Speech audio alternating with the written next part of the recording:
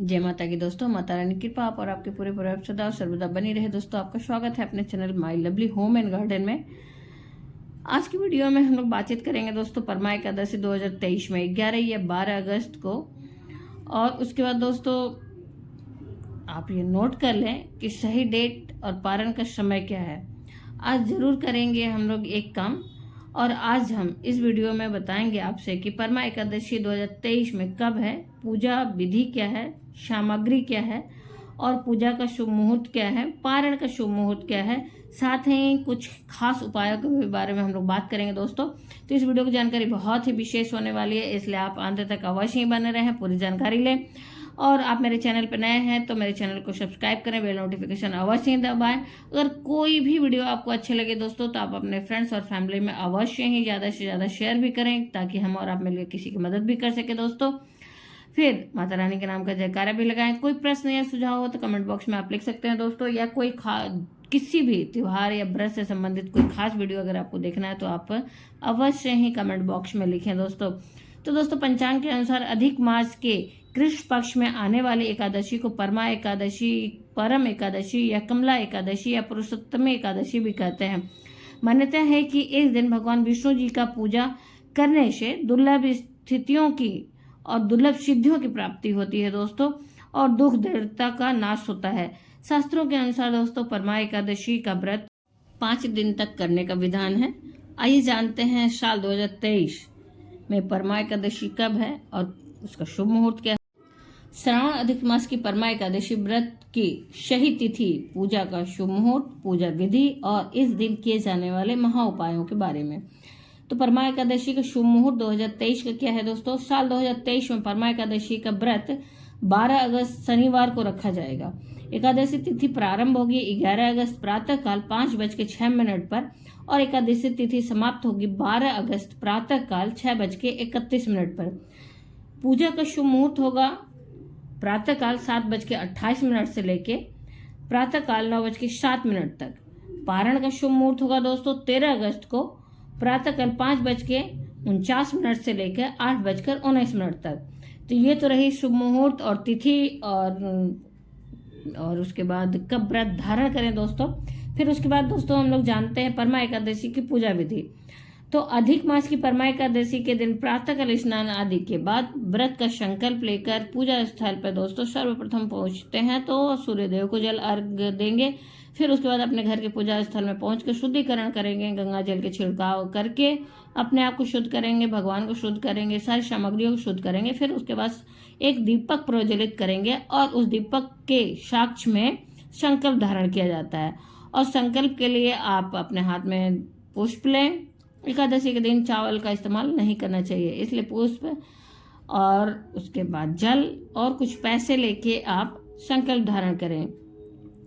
उसके बाद संकल्प धारण करने के बाद ही आप अपने नाम, गोत्र और स्थान, तिथि को बोलते हुए अपनी मनोकामना बोलते हुए, अगर कोई मनोकामना नहीं है, भगवान का प्रीति और आशीर्वाद प्राप्त करना चाहते हैं तो ये सारी बातों को बोलते हुए, भगवान से क्षमा याचना करते हुए सारी सामग्रियों को भगवान के चरणों में अर्पित करें। फिर उसके बाद आपके घर में भगवान की अगर विग्रह रूप है तो उनकी आप इस दिन अभिषेक अवश्य करें। गंगा जल में से जल से अभिषेक करें, पंचामृत अभिषेक करें, फिर गंगा जल में से जल से अभिषेक करें। उसके बाद भगवान का श्रृंगार करें उनके प्रिय रंग के पुष्प से, वस्त्र से। अगर विग्रह नहीं है, आप फोटो पे कर रहे हैं तो दोस्तों उस पर जल का छींटे मार के आप शुद्धिकरण कर सकते हैं और आप भाव कर सकते हैं कि भगवान को सारी चीज़ों को आप कर रहे हैं। तो आप वहाँ पे भोग, पंचामृत के स्नान के बाद भोग भी लगेगा पंचामृत का दोस्तों, और साथ ही कोई भी मौसमी फल, धूप, दीप, नैवेद्य से पूजा करेंगे। भगवान के स्नान के बाद भगवान को वस्त्र, अगर फोटो है तो वस्त्र रूपी कलावा अर्पित करिए, या फिर ऐसे भी अगर मूर्ति है या विग्रह है तो आप, अगर नहीं है नया वस्त्र बदलने के लिए तो आप वस्त्र रूपी कलावा अर्पित करें भगवान को। अन्यथा कपड़े तो 2-3 रहते हैं, आप उसको चेंज कर सकते हैं, साफ धुले कपड़े पहना सकते हैं भगवान को। उस दिन पीले रंग के वस्त्र धारण कराएं और पीले चंदन लगाएं, पीले पुष्प की माला अर्पित करें। नहीं माला संभव है दोस्तों तो पीले पुष्प अर्पित करें। वो भी अगर संभव नहीं है तो जो भी पुष्प आपके घर में उपलब्ध है उसे अर्पित करें भगवान के चरणों में, और धूप दिखाएं, दीप दिखाएं और भगवान को जनेऊ अर्पित अवश्य करें आज के दिन। और उसके बाद भगवान के प्रिय चीज़ों का भोग लगाएं। भगवान के प्रिय केला है फलों में, तो केला का भोग अवश्य लगाएं। साथ ही आप अपने जो पसंद की फल हैं उनका भी आप लगा सकते हैं। अपनी इच्छा के अनुसार, आप अपने सामर्थ्य के अनुसार फल और मिठाई का भोग लगा सकते हैं भगवान को। फिर विधि विधान से पूजन अर्चन करें। फिर उसके बाद दोस्तों आप इस दिन भोग लगाएं। भोग लगाने के बाद एक बात का विशेष ध्यान रखें कि आप तुलसी जरूर डालें भगवान के भोग में, भगवान के पंचामृत में। उसके बाद अगर नहीं आप डालते हैं तो भगवान को ये भोग ग्राह्य नहीं होता है, भगवान इस भोग को नहीं स्वीकार करते हैं।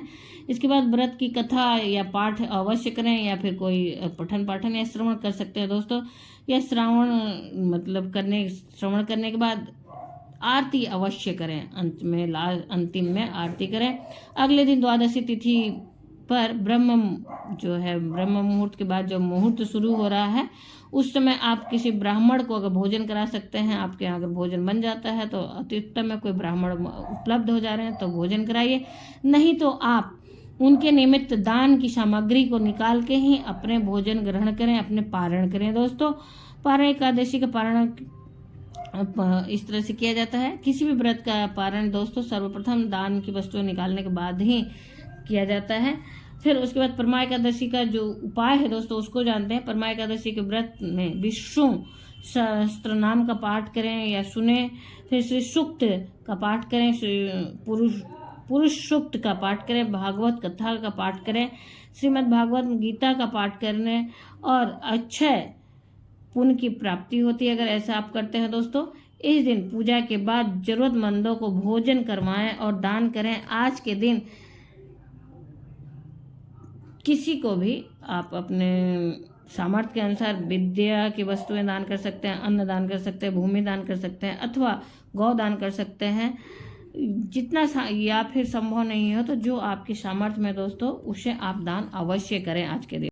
दोस्तों यह एकादशी व्रत जो है पुरुषोत्तम मास में आता है, इसलिए इस दिन लक्ष्मी विष्णु मंदिर में दीपदान करने से विशेष फल की प्राप्ति होती है। एकादशी के दिन सुबह स्नान करने के बाद सूर्य देव को जल देना न भूलें और प्यासे लोगों को इस दिन जल का दान अवश्य करें। इस दिन गाय को चारा खिलाना भी बहुत शुभ होता है दोस्तों। ये तो रही पूरी जानकारी। उम्मीद करते हैं सारी जानकारी आपको अच्छी लगी होगी, उपयोगी लगी होगी। अगर आपको जानकारी उपयोगी और अच्छी लगी तो लाइक तो अवश्य करें। आप मेरे चैनल पर नए हैं तो मेरे चैनल को सब्सक्राइब करें, बेल नोटिफिकेशन अवश्य दबाएं, जिससे आने वाली वीडियो की जानकारी आपको समय से प्राप्त हो सके दोस्तों। और कोई प्रश्न हो या सुझाव हो तो आप कमेंट बॉक्स में लिख सकते हैं, या कोई खास त्योहार से संबंधित वीडियो आप देखना चाहते हैं तो उसको भी लिख सकते हैं। माता रानी के नाम का जयकारा अवश्य लगाएं, जिससे कि आपके अंदर एक सकारात्मक ऊर्जा का संचार हो दोस्तों। फिर मिलते हैं एक नए वीडियो में नई जानकारी के साथ। तब तक के लिए जय माता की। माता रानी की कृपा और आपके पूरे परिवार सदा और सर्वदा बनी रहे दोस्तों। आने वाली वीडियो में हम लोग जानेंगे परमा एकादशी की व्रत कथा।